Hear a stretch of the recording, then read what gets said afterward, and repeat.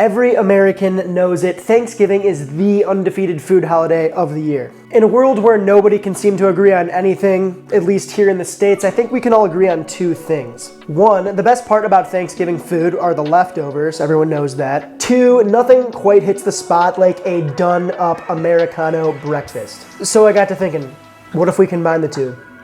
We're going to make 3 separate breakfast dishes, each featuring a very popular Thanksgiving item that, more often than not, finds themselves packed up in Tupperware after the meal. That is not because nobody likes them, but because they're often made in excess, right? Everybody's got that aunt who makes a little too much food.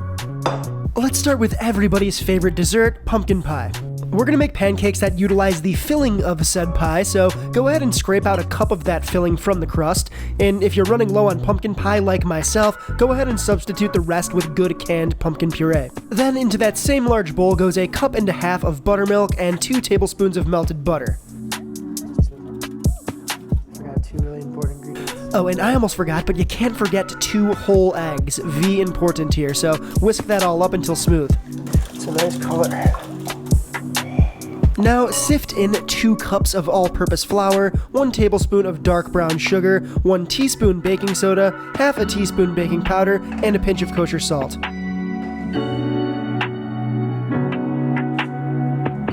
Now whisk everything together to form a thick batter, then set that aside and let it rest for 10 minutes while you bring a large non-stick pan up on medium heat.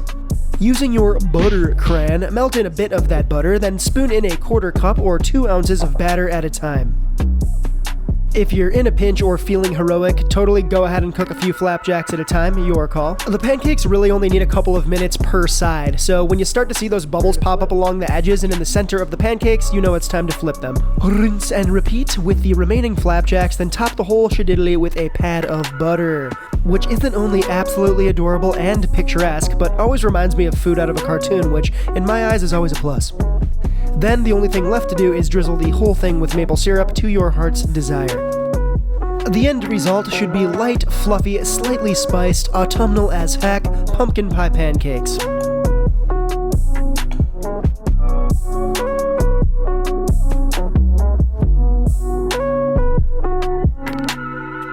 Our next featured dish is stuffing, or dressing as some of you probably call it, and I know you maybe just gasped because if there's one dish on the TG table that has a cult following, it's probably this one. Preheat the oven to 400 degrees Fahrenheit, then place an empty muffin tray inside to preheat. Add 8 cups of leftover stuffing to a food processor, along with 1 teaspoon baking powder, half a teaspoon baking soda, and 1 whole egg.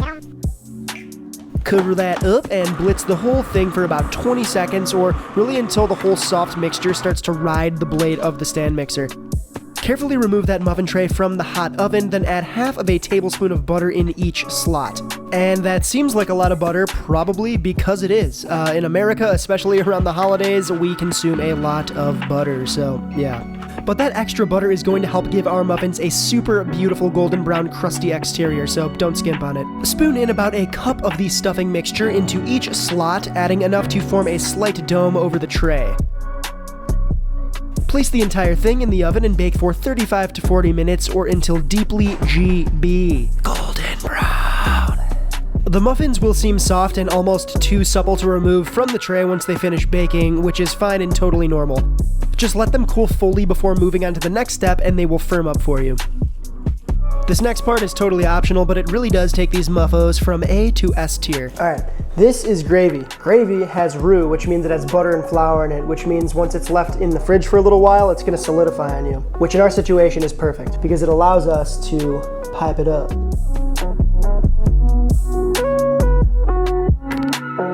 Using a piping bag or just a Ziploc bag, pipe a teaspoon or 2 of the semi-solid gravy into the bottom of each muffin. Don't get greedy here and try adding too much gravy or they're going to burst. Less is more here. Serve these as is or with a side of extra gravy and or cranberry sauce if you're into that. Straight up, this would not be a Thanksgiving video if we didn't use mashed potatoes. Alright, this is a riff on eggs at Benedict, but we're gonna swap out the classic English muffy for a thick boy potato pancake. To a large bowl, add 4 cups of cold leftover mashed potatoes, a half cup of all-purpose flour, 2 tablespoons of chopped dill, and a pinch of salt and a few cracks of BP. Mix that all up until the flour is totally worked into the potato.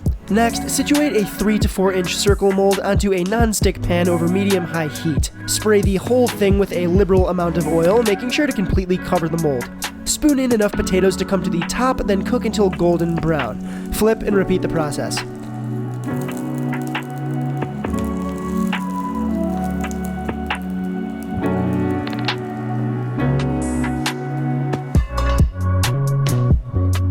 Once totally browned, carefully set the potato pancakes aside on a paper towel-lined plate to drain.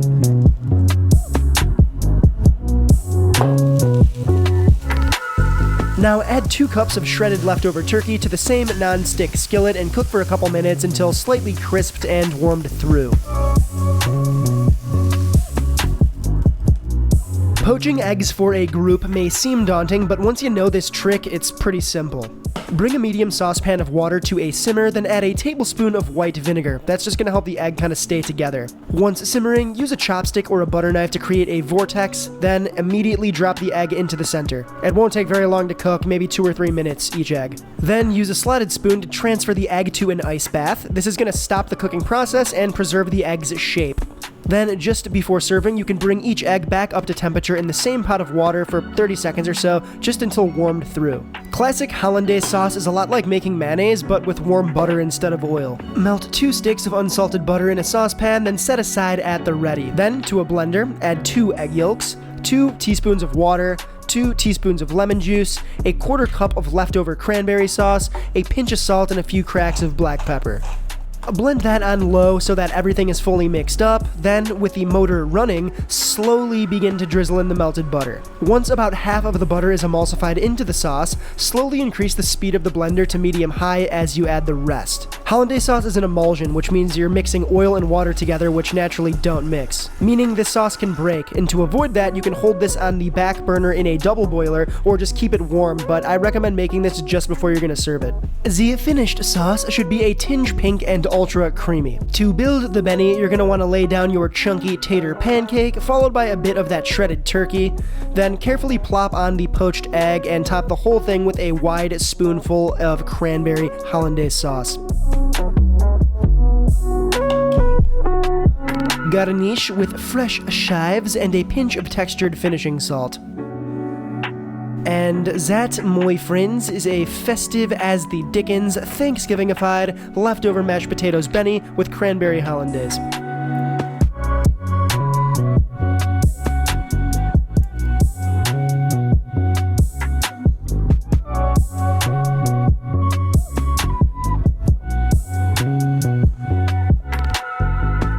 Cranberry Benny, Pumpy Pancakes, Stuffy Muffins. I can't say anything with their legit name, but you get the idea. It's good stuff.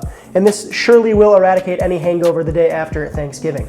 Thanks a million for watching. If you dug the video, go ahead and press the like button, do the thing. Subscribe to the channel if you're new here. Let us know in the comments below which one of these 3 breakfast items is your favorite. Happy holidays from my kitchen to yours, and I shall see you very shortly. Toodles.